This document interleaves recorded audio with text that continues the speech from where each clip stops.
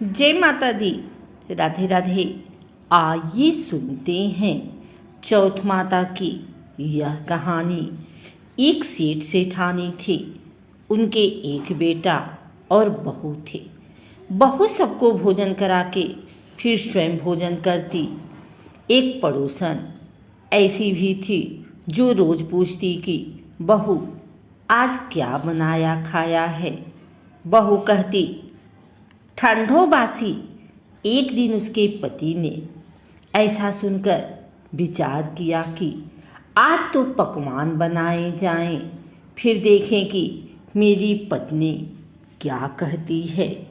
उसने तरह तरह के पकवान बनवाए और घर के सभी लोगों ने एक साथ बैठकर भोजन किया। आज भी पड़ोसन ने पूछा तो बहू ने कहा ठंडो बासी। सेठ के लड़के ने सोचा हो न हो कोई बात अवश्य है जिससे कि मेरी पत्नी ऐसा कहती है।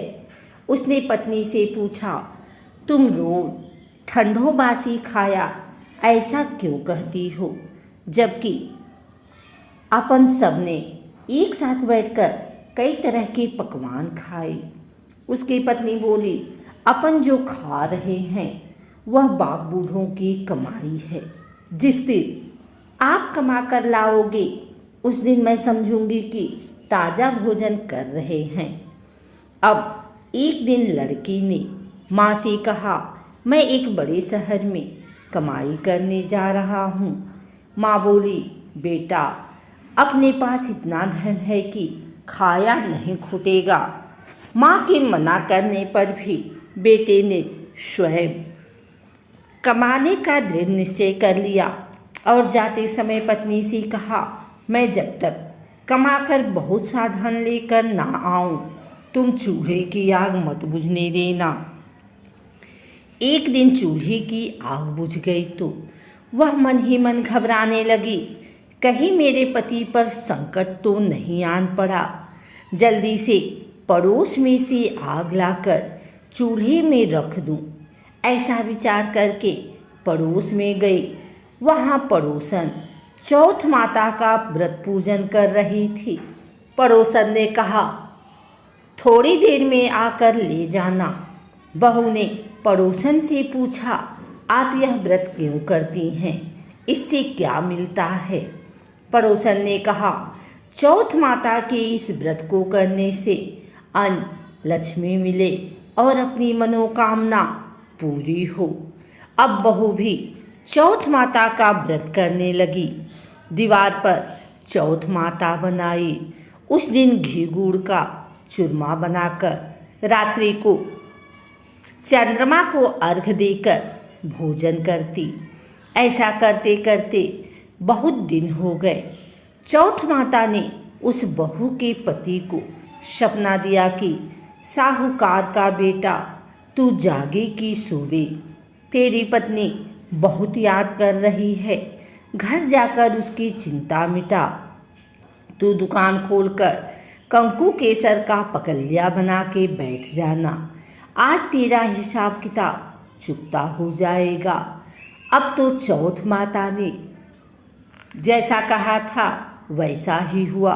उसने घर जाने की तैयारी की और गाड़ी भर के धन दौलत लेकर चल दिया। रास्ते में एक बड़ा सा काला नाग फन फैलाए बैठ गया और कहने लगा आज तो मैं तुझे डसूंगा, छोड़ूंगा नहीं। आज तेरी आयु पूरी हो गई है।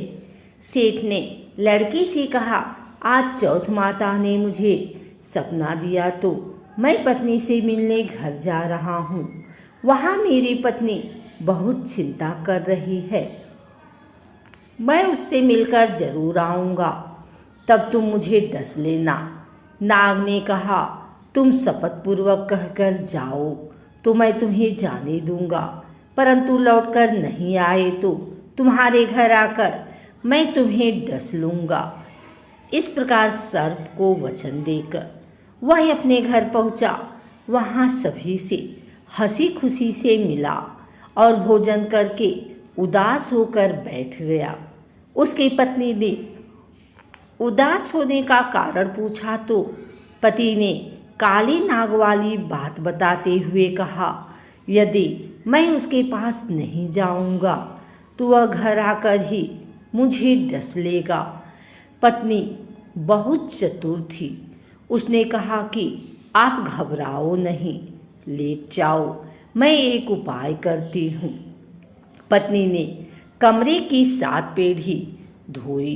पहली पीढ़ी पर रेत, दूसरी पर इत्र, तीसरी पर गुलाल फूल, चौथी पर कंकु केसर, 5वीं पर लड्डू पेड़ा, छठी पर गादी गलीचा और 7वीं पीढ़ी पर दूध का कटोरा भरकर रख दिया। इस प्रकार वह 7 ही पीढ़ी सजाकर बैठ गई। आधी रात होते ही नाग आकर पीढ़ी चढ़ने लगा। पहली पीढ़ी पर रेत में लौट गया और कहने लगा कि सेठ की बहू ने आराम तो बहुत दिया, पर वचनों से बदकर आया हूँ सो डसूंगा अवश्य ही। इसी प्रकार 7 पीढ़ियों पर नाग आराम करता हुआ और कहता हुआ कि डसूंगा जरूर। कमरे में जाने ही वाला था कि चौथ माता ने विचार किया कि मैं इसे नहीं बचाऊंगी तो संसार में धर्म कर्म और व्रत पूजन को कौन मानेगा। अब तो गणेश जी, चंद्रमा जी और चौथ माता ने उसे बचाने का विचार किया।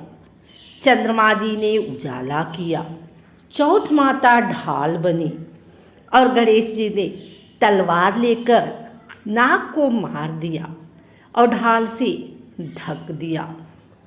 अब बहू भी थकी हारी सो गई। दिन उगा तो लोग बेटे से मिलने आए, परंतु बेटा बहू तो उठे ही नहीं थे। बहुत देर हो गई तो माँ उन्हें उठाने गई। माँ ने 7 पीढ़ियों पर जो कुछ देखा तो बहुत घबराई और बेटा बहू को आवाज़ लगाई। बेटा बहू उठे तो देखा कि एक ढाल तलवार वहाँ पड़ी है। अब ढाल उठाई तो वही काला नाग मरा हुआ पड़ा है। बेटा बहू ने सोचा कि आज तो धर्म कर्म ही आड़े आए, जो भगवान गणेश जी और चौथ माता ने अपनी रक्षा की। हे चौथ माता, आपने जैसी सेठ के बेटे बहू की रक्षा की, वैसी सबकी रक्षा कीजो। बोलो चौथ माता की जय। अगर आपको हमारी वीडियो अच्छी लगी हो तो इसे लाइक करें, कमेंट करें, शेयर करें। हमारे चैनल को सब्सक्राइब करके बेल नोटिफिकेशन ऑल पर सेट कर लें, ताकि आगे आने वाली वीडियो सबसे पहले आप तक पहुंच सके। धन्यवाद।